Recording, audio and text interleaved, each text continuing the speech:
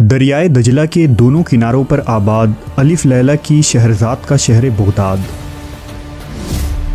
خلیفہ ہارون رشید کا دارالترجمہ کا شہر، جہاں کتابیں لکھنے والوں کو ان کی کتابیں تول کر بطور سونا معاوضہ دیا جاتا تھا۔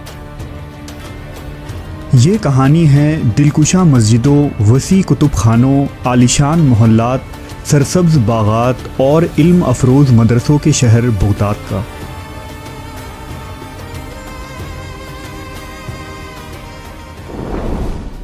نبی آخر الزماں حضرت محمد صلی اللہ علیہ وسلم نے جب مکہ سے مدینہ ہجرت کی اور اسلامی ریاست کی بنیاد رکھی گئی تو اس وقت شام، ایران، عراق اور مصر تاریکی اور جہالت میں ڈوبا تھا، لہٰذا مدینہ سے پھوٹتی ہوئی نور و ہدایت ان علاقوں میں بھی پڑی۔ حضرت عمر فاروق رضی اللہ تعالیٰ عنہ کے دور خلافت تک مدینہ اسلام کا دارالخلافہ رہا۔ اس دور تک عراق، ایران کے بے شمار تاریخی شہر فتح ہوئے اور یہاں اسلام کا پرچم لہرایا گیا۔ لیکن حضرت عمر کے بعد مسلمان حکومت و اقتدار کے لیے آپس میں ہی لڑ پڑے اور خلفائے راشدین کے بعد بنو امیہ نے بادشاہت قائم کر لی۔ انہوں نے پوری اسلامی ریاست کی قیادت اپنے ہاتھوں میں لے لی۔ بنو امیہ نے دمشق کو اپنا دارالخلافہ بنایا اور 7 سالوں تک حکومت کی، لیکن عربوں کے قدیم اموی اور ہاشمی جھگڑے نے زور پکڑ رکھا تھا۔ دوسری طرف امام حسین علیہ السلام کی شہادت، اجمیوں کے خلاف غلط پالیسیاں اور اولاد علی پر بنو امیہ کے مظالم کی وجہ سے ایران و عراق میں بغاوت پھوٹ پڑی۔ چنانچہ ابو العباس عبداللہ الصفاح نے خلافت عباس کی بنیاد رکھی، جو حضرت عباس رضی اللہ تعالیٰ عنہ کا 5ویں پشت میں پوتا تھا۔ الصفاح نے امویوں کا قتل عام کیا اور اہل بیت اور اجمیوں کی حمایت کی۔ الصفاح کے بعد بنو عباسیہ کے دوسرے سلطان المنصور کے زمانے میں خلافت مزید مضبوط ہو گئی، لہذا خلیفہ کسی ایسی سرزمین کی تلاش میں لگ گئے جہاں اسلام کے نئے دارالخلافہ کی بنیاد رکھی جائے۔ خلیفہ عراق میں دجلہ و فرات کے کنارے کسی زرخیز زمین کی تلاش میں تھے جو عرب کے ریگستان، صحرا اور بنجر زمینوں سے دور ہو، لہذا 145 ہجری میں المنصور نے دجلہ کے کنارے بغداد نامی سرزمین کو چنا اور یہاں اپنا تخت سجایا۔ تحقیق سے پتہ چلتا ہے کہ یہاں قدیم زمانے میں بوگ نامی دیوتا کی پوجا ہوا کرتی تھی، اس لیے اسے بغداد کہتے ہیں۔ کہتے ہیں کہ جب خلیفہ منصور دارالخلافہ کی تلاش کرتا ہوا یہاں پہنچا تو اس وقت وہاں نستور فرقہ آباد تھے۔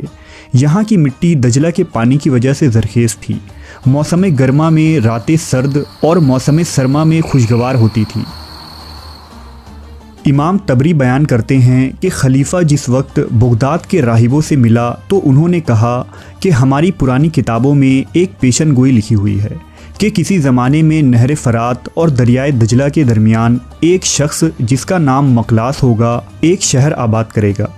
خلیفہ نے کہا واللہ مقلاس میں ہی ہوں، اور انہوں نے بتایا کہ ان کی دایا بچپن میں انہیں اسی نام سے پکارا کرتی تھی۔ بغداد وہ قدیم سرزمین تھا جہاں قدیم بابل کے کھنڈرات موجود تھے۔ یہ وہی قیمتی سرزمین تھی جہاں سکندر اعظم نے بھی ایک شہر آباد کرنے کا خواب دیکھا تھا، مگر وہ ناکام رہا۔ بغداد اس عظیم ریاست کا حصہ تھا جہاں کبھی نمرود، بخت نصر اور شداد کی بادشاہت ہوا کرتی تھی، لیکن سرزمین کا مالک اللہ ہے اور جس کو چاہتا ہے اسے اس کا وارث بنا دیتا ہے۔ خلیفہ المنصور نے اپنی ہاتھوں سے اس شہر کی بنیاد رکھی اور اپنے اعلیٰ افسروں کو شہر کے انتظامات اور تعمیرات کے کام سونپے۔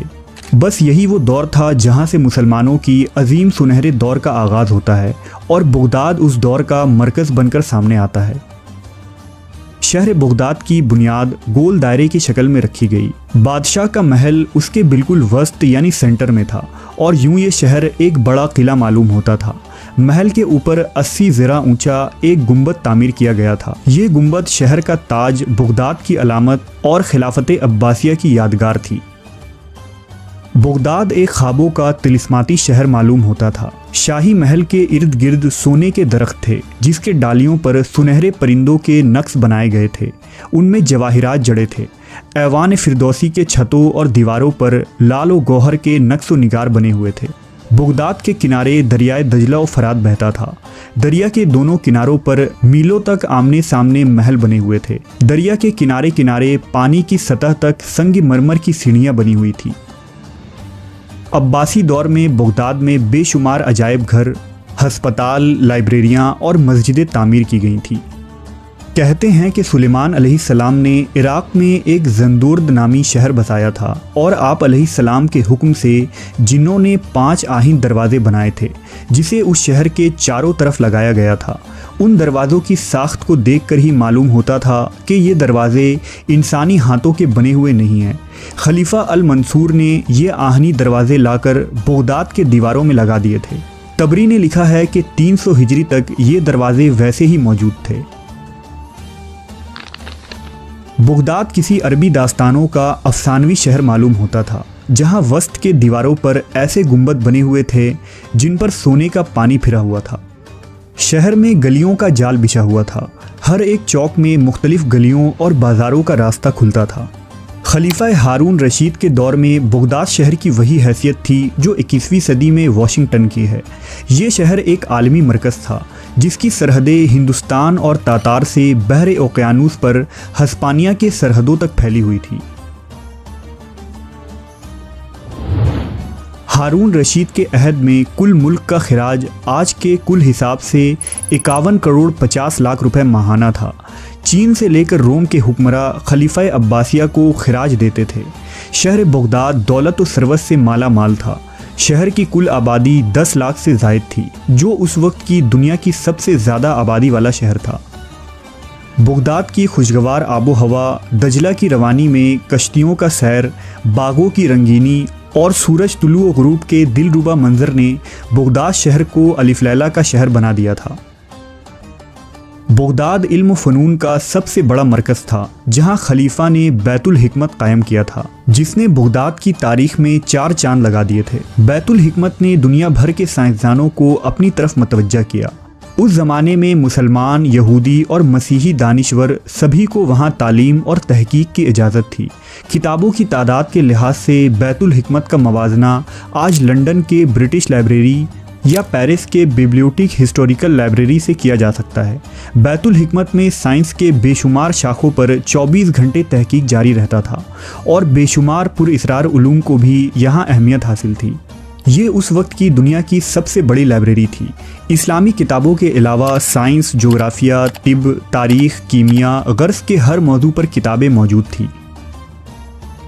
یہاں اساتذہ اور طالب علموں نے یونانی فلسفیوں کی کتابوں کا ترجمہ کیا، جن میں ارسطو، افلاطون، فیثاغورس اور پیتھاگور کی کتابیں شامل تھیں۔ یہی کتابیں جو بغداد میں لکھی گئی کئی سو سالوں بعد یورپ پہنچی اور اس کی ترقی کا زمانہ شروع ہو گیا۔ بغداد ایک ایسا شہر تھا جہاں عالموں کی بہت عزت کی جاتی تھی۔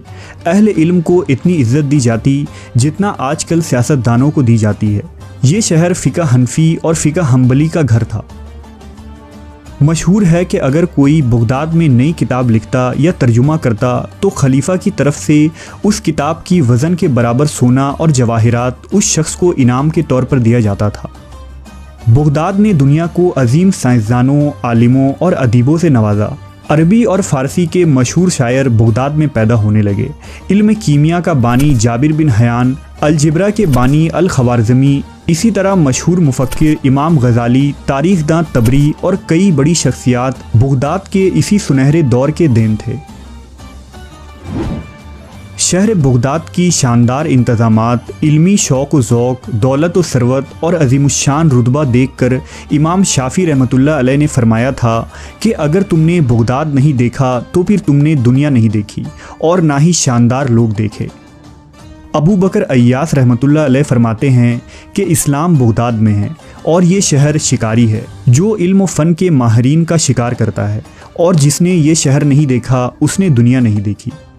ابو القاسم دیلمی نے لکھا ہے کہ بغداد زمین کی جنت، سلامتی کا شہر اور اسلام کا گنبد ہے۔ یہ عراق کی آنکھ، خوبیوں کا مجموعہ، دانائیوں کا سرچشمہ، اور یہاں ہر فن میں ماہرین موجود ہیں۔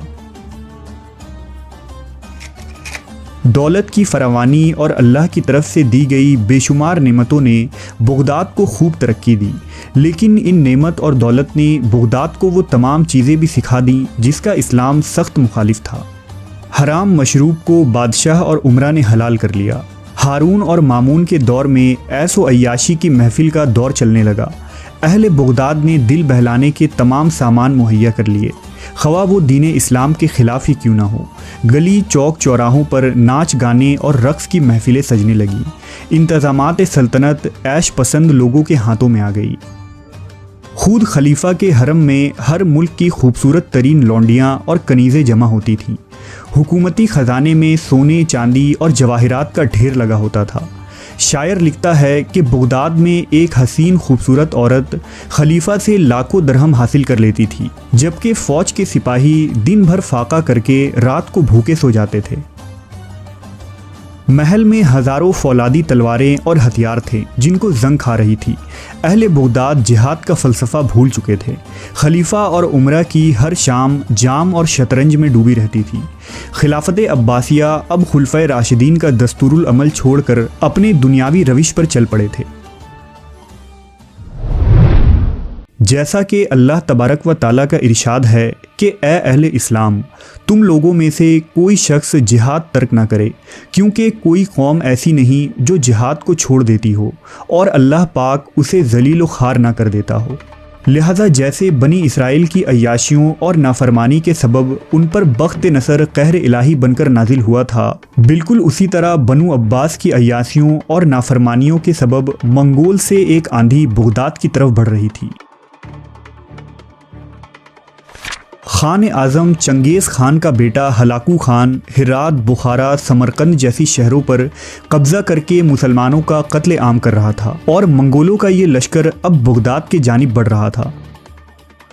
لیکن بغداد میں خلیفہ بے فکر ہو کر عیش پسند زندگی گزار رہے تھے، اور لوگ وہ کام کر رہے تھے جو آج کے مسلمان کر رہے ہیں۔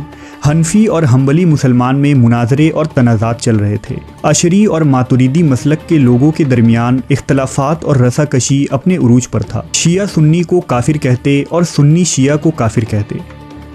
یہ سال 1258 عیسوی تھا اور خلافت عباسیہ خلیفہ المعتصم کے ہاتھ میں تھا، جو ایک خود پسند اور نااہل خلیفہ تھا۔ خلیفہ نے منگولوں کی دہشت اور ڈر کے مارے ہتھیار ڈال دیے اور شہر کے دروازے کھول دیے۔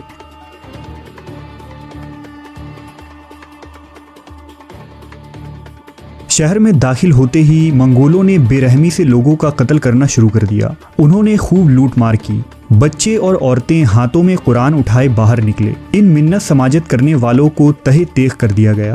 وہ با پردہ اور نازک مزاج خواتین جنہوں نے کبھی ہجوم کی شکل تک نہیں دیکھی تھی، گلیوں میں گھسیٹا گیا۔ ان کے ساتھ بدترین قسم کی بربریت کا مظاہرہ کیا گیا۔ 3 دنوں تک شہر کی گلیوں اور دجلہ کے پانی کا رنگ سرخ رہا۔ قتل و غارت، عصمت دری اور لوٹ مار کا سلسلہ کئی دنوں تک یوں ہی جاری رہا۔ محلات، مساجد اور یادگاروں کو مسمار کر دیا گیا، انہیں آگ لگا دی گئی اور سنہری گنبد کو تباہ کر دیا گیا۔ بغداد کی تباہی تاریخ کی المناک ترین داستانوں میں سے ایک ہے، جس کی مثال ملنا مشکل ہی نہیں بلکہ ناممکن ہے۔ بغداد کی تباہی صرف ایک شہر کی تباہی نہیں تھی، بلکہ یہ 1000 سالہ علم اور ثقافت کی تباہی تھی۔ مقبروں میں شیخوں، صوفیوں اور اماموں کی لاشیں کٹ کر بکھر گئی تھیں۔ کتابیں یا تو آگ میں پھینک دی گئیں یا دجلہ میں ڈبو دی گئیں۔ اس طرح 100 برس کی اکٹھا کی ہوئی علمی خزانے ہمیشہ کے لیے نیست و نابود ہو گئے۔ بغداد کی تباہی کے بعد دوبارہ تیموریوں، سلجوکیوں اور ترک عثمانیوں نے اسے آباد کرنا چاہا، لیکن پھر کبھی دوبارہ بغداد کی اس عظمت اور شاندار ماضی کو دنیا نے کبھی نہیں دیکھا جسے المنصور نے قائم کیا تھا۔ بغداد ایک خواب تھا جو ہم نے کسی زمانے میں دیکھا۔ یہ ایک فسانہ ہے جو ہم نے سنا، اور جس کا نتیجہ یہ ہے کہ ہمارا عروج صداقت اسلام کی دلیل ہے، اور ہمارا زوال ہمارے فخر کا باعث ہے، اور ہماری تباہی دنیا اسلام کے لیے ایک عبرت ہے۔